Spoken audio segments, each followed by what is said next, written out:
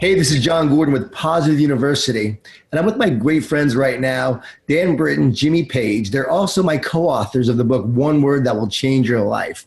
And one word has been used by now over hundreds of thousands of people. I mean, we're talking maybe close to 1 million people have now done this one word concept, but it wasn't my idea. Dan and Jimmy have been doing this for over 18 years now. And Dan, why don't you tell us how this came about and how long you've been doing this? Yeah, it was going in 1999, heading into Y2K. I don't know if anyone remembers Y2K, but the world was going to melt. Every computer was going to go out. I was driving with my good friend, Steve Fitzhugh, former NFL player. We're driving to a youth conference in Ocean City, Maryland, sucking down some Dunkin' Donuts coffee, had a 3-hour drive. And Steve says to me, hey, Dan, we're heading into Y2K, year 2000. If we survive January 1st of the year 2000, what's your one word going to be for 2000? And John, I tell you, Jimmy, I was like, I was stumped because I didn't have a word. I had a 7-page Word document. So I thought he was talking about my big game plan, that I was disciplined, had all these goals and targets and ambitions, New Year's resolutions. So for 20 minutes, I listed off my sermon of all the things I wanted to accomplish in the year 2000. Steve kind of looked at me and said, Dan, you really are stupid. I said, one word, not one sermon. And so I said, okay, buddy, okay, let me try. And I forced myself to shrink it down into one statement. That's the best I could do. And I shrunk it down to one statement. He goes, yeah, Dan, you are stupid. I said one word, not one sermon, not one statement, one word. And John, when you're stuck, you turn it on the other guy. So I said, Steve, okay, you big dummy, former NFL player, what's your one word? I don't have a word. And he turned and said, my one word for the year 2000 is harvest. I said, harvest? I said, Steve, what do you mean harvest? You live in Washington, D.C. with concrete. What do you want to become a farmer? He's like, no, Dan. He goes, I work with thousands of young people all over the world. He speaks to over 100,000 young people every year as a youth motivational speaker. And he says, I want to plant seeds of greatness in the next generation and see great things come out of the next generation leaders. I want to see a harvest of young leaders that are leading well. I still get chills telling that story. Man, his word harvest gave me inspiration. And I said, okay, Steve, my word is going to be harvest. I want your word. And he goes, no, that's my word. So John, it took me about 2 weeks. I prayed, I ran, I journaled, and out of nowhere, God just really struck in me. And my word for the year 2000 kind of found me. I didn't even search for it. And that word was intimacy. I wanted to go deep in my relationships with my family, with my wife, my kids, go deep in my relationship with God. And John, the year of 2000 was the year of intimacy. And I knew as soon as that happened, it was a year of power, narrowing the focus for greater life change. And after the year 2000, I shared it with Jimmy, and we both began that journey in the year 2000 to narrow the focus, scrap New Year's resolutions, and have a one-word vision statement for the year. Jimmy, what does that look like when you and Dan are coming up with your word together, talking about your words, and then how did you take that to your families? Yeah, John, in the early days, Dan describes that his word came to him, is made for him. But in the early days, if we're honest, we were just picking words. I mean, we were like, hey, what do I need most? And I'm going to drive towards something. I remember my first word was simplify. And I remember at those times, we were spending a lot of time, as Dan said, game planning. And we had page after page of things we were going to accomplish. And it became super heavy. About 3 months into the year, we had abandoned that approach and it kind of experienced some failure. So when he came to me with this idea and I implemented that first year's word of simplify, I remember thinking to myself, boy, I'm going to say no to a whole lot more things. I'm going to narrow that focus down. And it started to change my life. And with respect to the family, when other people around you see things start to change, they start asking you, like, what are you doing different? Something's changed. And I remember Evilise, my wife, she says, what are you doing? I know you and Dan are doing something for the new year. And I said, I picked this word, simplify, and I'm starting to say no to some things. And she could see that my priorities were changing. She could see that some things in my life were getting clearer. And I told her all about the process. And something funny, John, and this to be true now, you've done it so many years. When we rolled this out to the kids who were young at the time, I mean, they were little, they got it immediately. They had no barriers. You know, they weren't scarred by life. They weren't jaded or skeptical. They were like, a single word for the year, boom, I'm in. And they would choose their words. And I'll tell you, we started a conversation around the dinner table. We started conversations as we went, just trying to see how their lives were changing over time too. So once we showed a little bit of proof that things were working and changing, the kids, man, they just bought right in. And when did you start doing this as a New Year's Eve kind of tradition? Well, Jimmy and I, when we lived close together, used to get our families together, and we did a big painting party. We got canvases, got the paint out. Wasn't too pretty at the beginning. Jimmy and I both struggle with painting. We have some of our children that are great painters, but it was a great exercise. We made a kind of a family exercise that we did it probably right away, right out of the gate. We probably did that for about 10 years together. It was a great tradition we did when we lived close to each other. Yeah, tell me what that looks like doing the paintings. Oh man, it's a free for all, right? So what we did to prepare, you go to, your local craft store and you grab little canvases. And I know, John, you've kind of graduated into some, slicker stuff now. You got your words on the black background. It looks great. but in those early days, man, we had a blank canvas in front of us. We selected our words and we'd sit down around the table and start painting. And then each one of us would share what our word was going to be for that upcoming year and why we chose that word. And it becomes super powerful as you go around the table because you get insight into the hearts and the minds of your kids, of your spouses. You see some insight into the areas of life they want to change most and and even some of their hopes and dreams for the future. So Dan and I kind of finger painted our way in those early days, but the others, they came up with some pretty good paintings. And sometimes we cheated. We knew our word ahead of time and got some good ideas off of the internet and came kind of loaded with a couple things that are hip pocket. Nothing wrong with dads getting an upper hand on the children. So each person creates their own painting and then you would put those paintings up in the house somewhere? Yeah, we actually would actually hang them right on a wall strip in our kitchen, right next to the kitchen table where we'd have dinner together. And it was great. I'd turn to Eli, hey, Eli, your word's control this year. Hey, how's that word playing out today? How did you see that word in action today? It was a constant great reminder to keep it front and center as we journeyed with the words. Jimmy, talk about the year your wife's word was life. Actually, it was your word. Your word was life. Talk about the word that year and why you chose it. Yeah, my word for 2009 was life, and it was right on the heels of my wife's diagnosis for cancer. So in 2008, she was diagnosed with cancer, fourth stage cancer, and it wasn't a great prognosis at the time. And her word for the year for 2009 became believe. Obviously, we were facing some things where we had to maintain faith in the face of real challenging odds. So hers was believe, and that became her mantra. But at the same time, my word was life. The reason my word was life was because I wanted to live every moment to the full. I was reminded because of my wife's battle with cancer that we're not guaranteed anything, and to take advantage of the moments and to really, truly live. And during that year, it helped me dial in my focus, helped me care more about the things that were most important to me, helped me set aside some of the distractions so that we could really experience that relational life that we wanted so much. So powerful. Dan, do you remember telling me about one word and how did we come to do this book together? Do you remember that story? That's a great story. I remember you reaching out to you. Jim and I had talked to a publisher that we knew that we did a couple books through, and we reached out to you to do the forward to it. But after Jim and I kind of talked, we said, we don't want, because the reason why is I think after we shared it with you, you became you weren't just a supporter of it, it became yours. And that's a great thing about one word, is that it transfers this whole concept to become a personal exercise, a personal discipline that it's yours now. And we saw that in you. One word, that's right.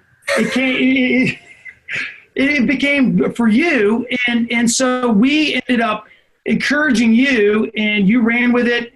And we just saw that okay, we got to do a book with you. And I remember calling you and having a talk. I remember I was standing in Bass Pro, a fishing store, picking up some fishing lures, and I was talking to you about trying to get you to move from doing the forward to actually writing it with you. And you said, no, no, no. And I begged and pleaded, and I think finally you agreed and said yes, only if your publisher would agree, even though your publisher would say no.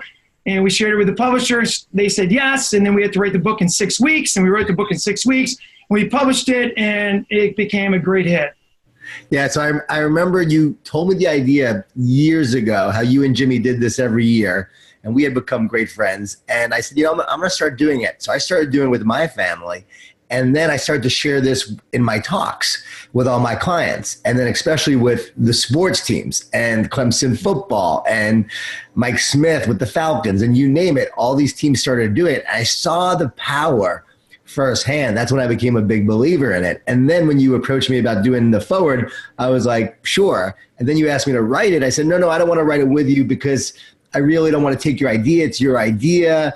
I don't want to, steal it. I want it to be yours, and I'll just write the forward. And you said, no, we need to do this together, John. We need to do it as a team. I said, yeah, but then I write alone. I don't write with other people. And you said, no, just write with us and make us better. And I remember the heart that you had and the humility you had. I said, wow, these are guys I could actually write with. And as we started writing it, and Jimmy wrote some stuff, and I cut a bunch off. He got a little upset. And then he cut some of my stuff off, but not really upset. He was like, hey, let's make it better. And then you cut some of my stuff off, and you made it better. And we kept on writing and chopping, but we all edited each other's stuff. And we made this short book, though, that had such a powerful impact. Dan, how many people has this book and the idea of one word reached now? Well, the book is sold, over 100,000. It's been phenomenal just to see the response. We also have a little on YouVersion reading plan that has a 4-day reading plan, and over 800,000, approaching 1 million downloads, that people just have become addicted to this. Like, this has become a great thing that they want to share with other people. And so it's, I imagine now, John, with everything that we've done with the one word, the book, and the website and the trainings, over 1 million people have been impacted with one word that'll change your life. Unbelievable, and growing. I mean, you and Jimmy do a lot of talks now on Word. You speak to all different organizations, conferences, you name it, on the idea of one word. What's some of your favorite groups you've spoken to? Jimmy, why don't you share? Who have you spoken to that you love talking to, and what's a story that really inspired you about one word, like a really cool story? Yeah, I think probably the one that I enjoyed the most was the Salvation Army. This group, man, I'm telling you, talk about a mission-driven organization. And as I got to know them and spend time with their leadership team and then present to their annual conference, I learned that this is a special group that really cares about accomplishing the mission. And their mission is super wide. They're involved in disaster relief. They're involved in first response, feeding the hungry, housing the homeless, and all the rest. And I was able to present this concept to them, to their leadership team and their expanded leaders. And they, in the crowd, during the presentation, I asked, hey, does anybody have their word? Because sometimes you're going to get a handful of people that come to that conclusion. They know exactly what they need. They know exactly the future that's ahead of them, and they come up with their word. But what was cool about the Salvation Army was this. I said that, and I swear in a room of 250 people, I would say 80% of the hands went up. And I'm like, there's a reason. They're in tune with life change, with making a difference. And this concept is so simple. It's powerful. It creates a focus that you don't otherwise have in your life. They knew immediately, and they started sharing from the crowd their one words, and it was catalytic from there. Dan, how about you? Man, John, I spent a lot of my time outside the U.S. and having a chance to train sports leaders in different countries. I've been in over 40 different countries in the last 10 years training, and usually everyone always wants me to train on one word. And so we actually already have one word in Russian and one word in Korean. And I just got back 2 weeks ago training 150 Ukrainian coaches on this whole one word process. And they went catalytic. They went crazy over it, that they couldn't wait to take that back, to implement it into their team, and to make a difference. And I tell you, just to know that it crosses all boundaries, all cultures, all languages, and to know that people are accepting this and receiving it and seeing how much of a difference it can make is phenomenal. Dan, why is this so powerful, and why should people do it? I think, John, that, again, our research in our book, we talk about 87% of people some way create a New Year's resolution and 90% fail after, roughly the first month. And people are tired of like a dog returning to his vomit. It's like, hey, I'm going to do a New Year's resolution and I failed, but I'm going to try it again next year. And so I think this is something so different and so easy to do, and it becomes powerful because it's a one-word vision statement. The cool thing is I've never met someone that said, hey, Dan, I forgot my one word. I forgot my one word. Now, they'll forget a New Year's resolution, they'll forget their vision statement, they'll forget their roles and their goals and their targets, but they'll never forget their one word. And I believe the simplicity, there's power in simplicity. When you narrow that focus, there's greater life change on the backside. And Jimmy, how does someone go about finding their word? I know people are probably thinking right now, that sounds great, but I don't know my word. And how do I pick a word? You were saying that you and Dan early on just picked a word randomly, but we really believe that there's a word that's meant for you. So how does someone go about finding their word? Yeah, I think it's the simplest process. And I think the process that we developed in building the book, together, working together, that simplicity that we finally ended with is the secret sauce, right? It's 3 easy steps. It's look in, it's look up, and look out. The first phase is that idea of getting, unplugging from the busyness and the noise of life, and all the distractions, to the point where you can ask yourself some simple questions. What do I need?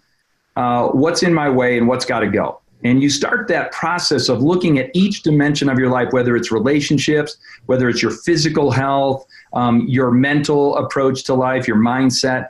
And you start to discover there's some patterns of things that you need change in.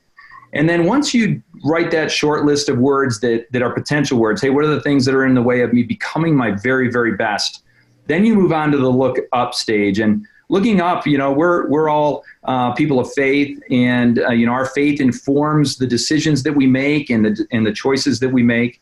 So we'll ask God, and we all do it a little differently. I think, John, you probably have shared that you got your word, doing the polar plunge. Yes. When you hit the water, it's like boom. And I'll let you tell this story. But for me, I hear most clearly in my conscience when I'm working out. I'm on the treadmill or I'm on the bike. I hear very clearly there. Dan, I know, does that process a little differently. But we're trying to ask the one who made us what we need most, and what word is going to have the greatest positive impact on us for this year, not only for us so we can be our best, but really so we can make a positive impact for others.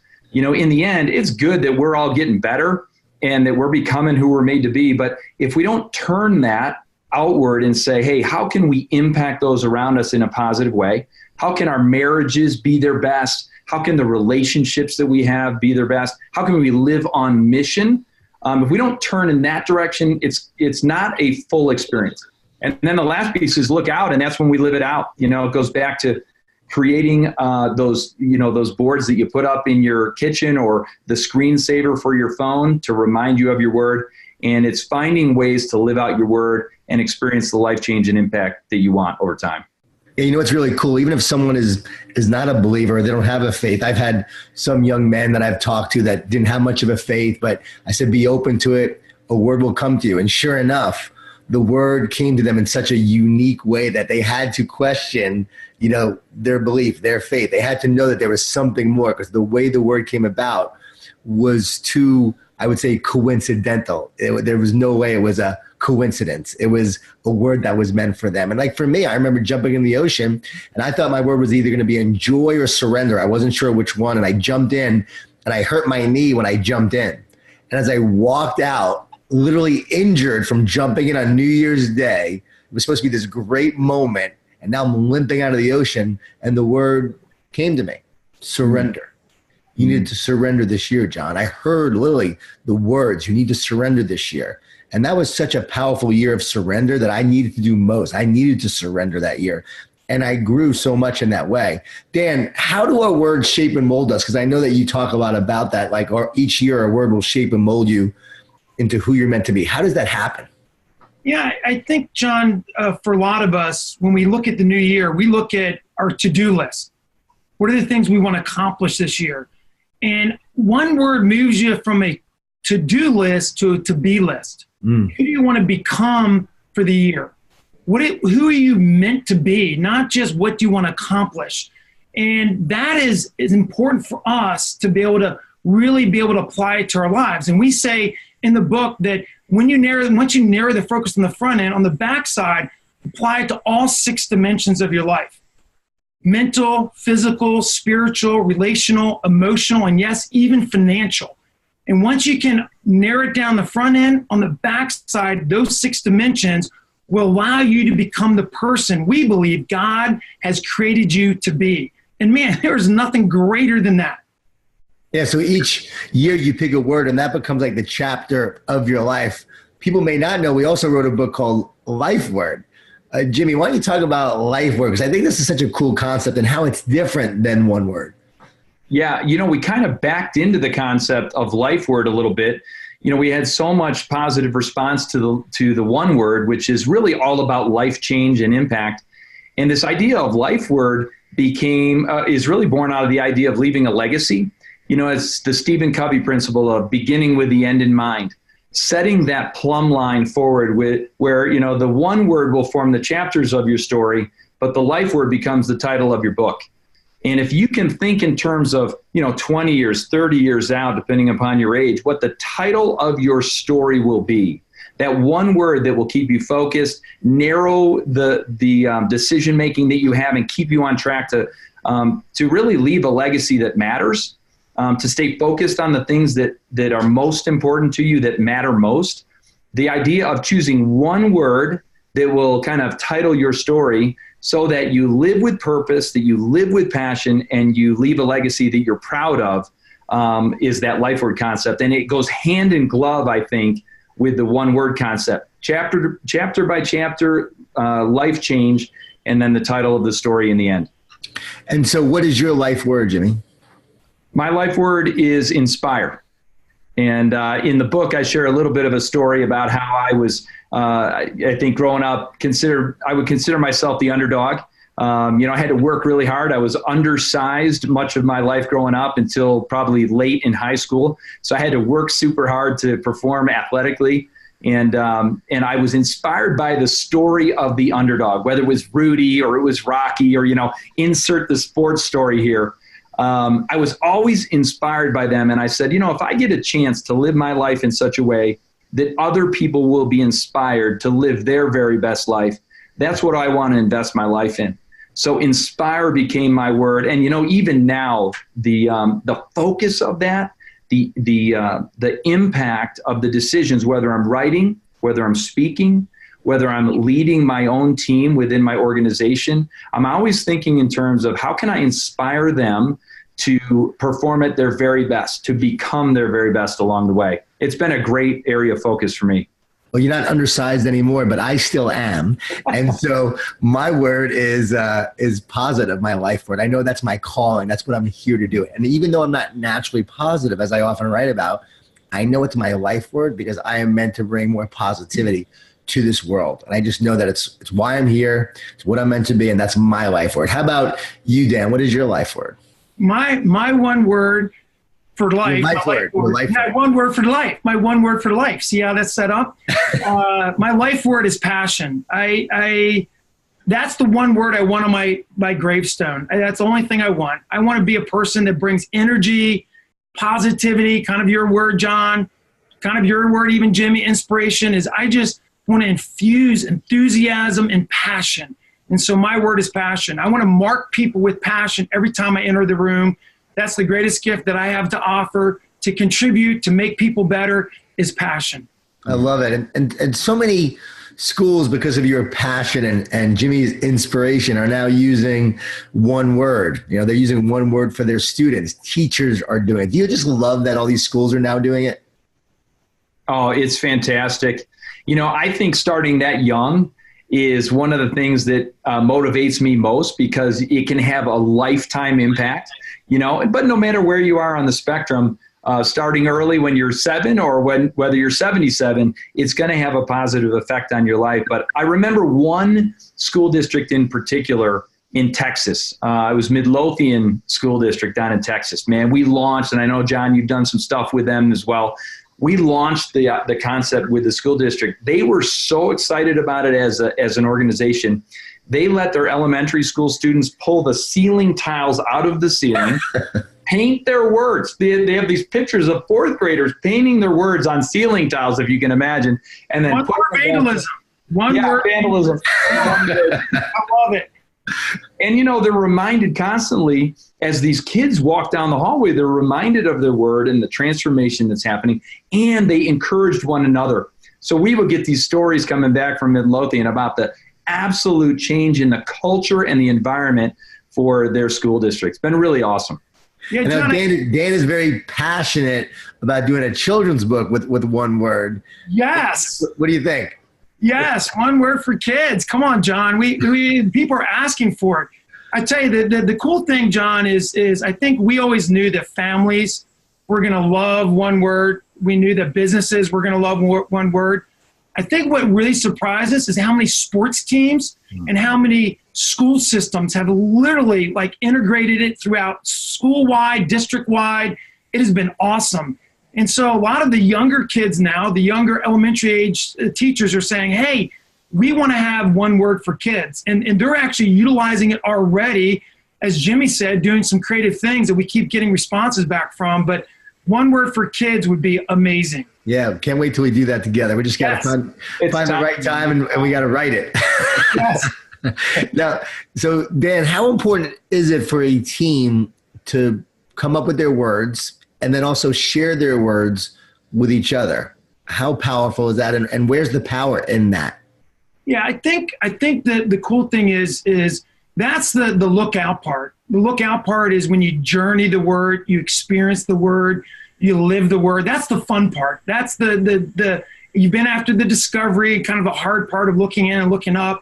But then when you look out and you're able to journey the word, not by yourself, the power of one word is others, is including others. And in the book, we actually talk about getting a stretch team. And a stretch team is maybe a handful of people that are peers that can help you live your word. Not, hey, you're not living your word. We all have those people in our lives. We don't need them, energy vampires. We need people to come in and to bless us, to encourage us, to use us, and to be a blessing to us as we go. And that's the whole idea of a stretch team and journeying along the side with people to live out your word to the fullest. Yeah, and John, one other thing about teams that I think is important, a lot of times when I've seen the most success with a team is when each individual on that team selects their own one word for the season, you know, their individual responsibility. What's the thing I'm bringing? And you'll see things like confidence, grit, perseverance. You'll see stuff that you get insight into that athlete's contribution. But then when they come together and select a teamwork that unifies that whole group, whether it be believe or overcome or whatever it is, that's when there's magic, because each person's bringing their own personal commitment to the greater good of the team, and they rally around that one single word for the team as well. Jimmy, is there a word that you heard from an athlete or someone in corporate America or an educator that really sticks out to you that you just remember the most? Yeah, it's funny you say that, and I just mentioned it 1 second ago. The word is grit. You know, we've had some national cross-country teams compete and win national championships, and they selected as a team, they selected the word grit. I believe Taylor University, I think, in Indiana, and they chose that word, and what it did was it allowed them to overcome those obstacles along the way, because inevitably in life, in competition, in practice, in preparation, you're going to experience challenges and obstacles that you're going to have to overcome. And grit gives you that stay with it, never quit quality that is so necessary, not only in sports, but in life. So when I see an organization pull that word grit, I know they're going to be tested on it, right? They're going to encounter some challenges along the way.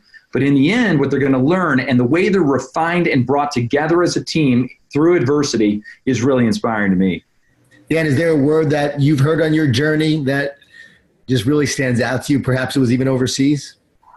Yeah, a lot of times I can't read other languages, so it's hard to get their words. But I tell you, I've seen some pretty cool languages written on rocks and paintings and different things. I think that one of the words that I have a friend of mine that came up with was the word detox. And actually it wasn't because he had any drug issues or anything, but he wanted to detox from what the world was putting into him. He just wanted to have a cleansing and be able to have a clear mind, a clear heart. He wanted to live clean. And really, so he spent a year kind of going through a detox of his mind, his heart, his body. And again, as a guy that doesn't have any drug issues, you would think a guy that would be a drug addict would have the word detox for the year. But it was a whole idea about getting clean and getting right and getting whole and getting purpose. And that word detox, to me, was one of the most powerful words that I've heard someone use. Love that. Hey, Jimmy, what was your experience like writing with me? Or Dan, you can chime in here too. I just was curious from the just people who may be wondering what it's like to write a book together. What did I shared how it was like writing with you guys. I loved it. You guys are the best people on the planet. But honestly, what was it like writing with me? You can be honest. Oh, man. Well, first of all, early in the process, you remember Dan said, hey, there's going to be moments when each one of us at a various point wants to bail on this thing. They're going to be frustrated or whatever it is. And you're going to want to bail. And not that I was prophetic. I just knew with three high-intensity guys, there was going to be some moments that was going to happen. Yeah. And so in his prophetic way, he had us all bring our hands in and swear, double pinky swear you're not going to lead the project. But I'll say this, greatest project that I've ever been associated with, because each one of us brought something unique and unique perspective. I think in the end, we all got better. I learned a lot. I mean, John, you're the master at storytelling and at keeping things simple but powerful. And I learned through that process how to do that and how to think that way, how to write that way. And I think overall, just the unity of the three of us along the way was just powerful. Sometimes people say, hey, that's going to create a wedge. I'll tell you, it brought us together in ways that I'm super thankful for. Couldn't agree more. Dan? Well, it was crazy because even though it's a short little book, less than 100 pages, chapter 6, it was chapter 6. I remember it. Is there a chapter 6, Dan? I don't even know. Is there one? Well, yeah, there's more than 6 chapters.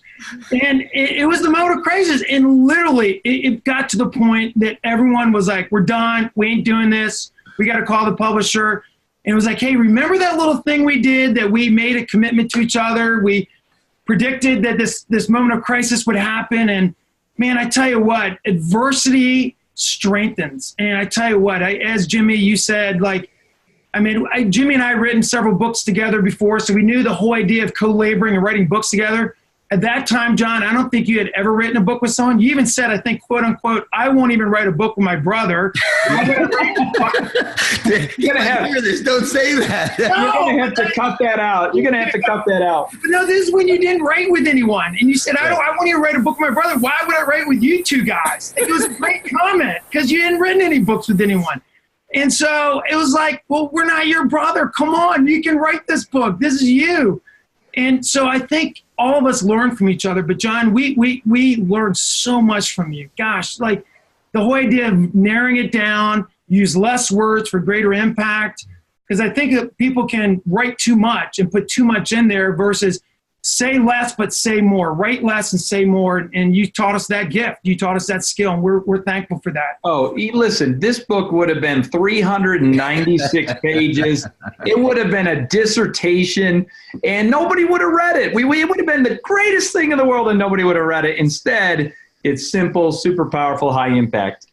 I appreciate you guys so much. I mean, seriously, we got better from this. I know I got better, and just the whole word one word concept has made me better and all the teams that I get to work with now. Remember when Dabo Swinney, when they won the national championship, in front of millions of people, he said, my word all year has been love. I knew that our love for each other would be the difference, and that's what I told my guys.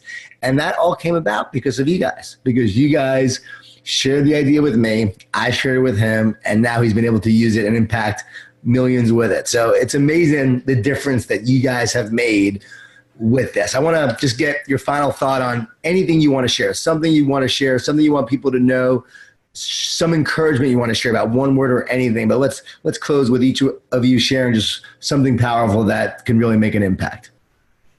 Well, John, I would say this. In all the years we've been doing it, personally, in all the years we've been sharing this concept, there's never been a single instance that I know of where somebody's life wasn't positively changed, where they didn't just rave about the simplicity, rave about the relationship improvements that they had. So if you're looking for something that is going to be simple to do, intuitive, something that will speak to your heart, speak to your mind, and will have a profound impact on your life, I guarantee you this will work. I've never seen anybody come back and say, that didn't work for me, or it didn't have a positive impact that I was looking for. So if you want a foolproof way to become better, to become the person you're made to be, this is the way to do it. What happens when they say it didn't go well this year with my word? Well, we've had that. And I think part of that is what they mean by that is they were challenged. There were parts of their life that became super challenging because they were focused on the thing that needed to change. And when that happens, when you focus on something that needs to change, sometimes things don't go quite the way you hope they do. You pray for patience. Well, you don't get patience, you get opportunities to be patient.